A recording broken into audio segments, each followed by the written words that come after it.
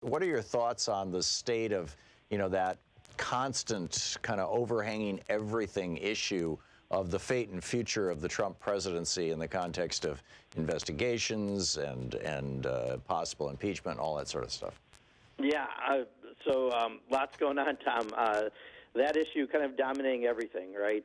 No matter what we're doing this week, we're actually doing some bills to help reduce the cost of prescription drugs. We're actually doing a historic bill around the Equality Act to ensure full equality for the LGBTQ community across the country, and that will pass Congress, I believe, on Friday.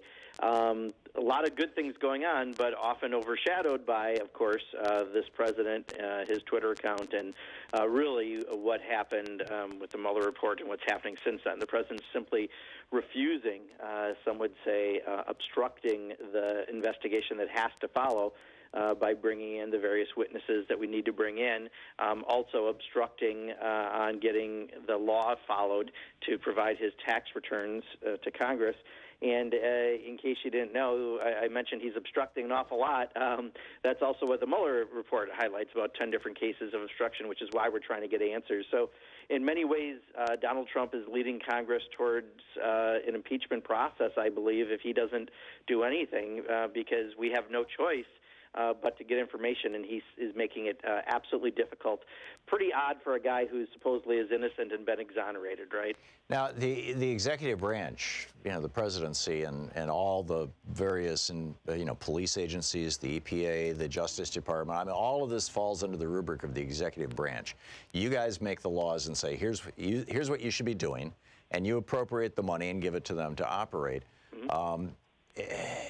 And then the executive branch has to operate, to faithfully execute the laws of the United States, which is part of the president's oath, because he's, branch 2, which executes the laws, right.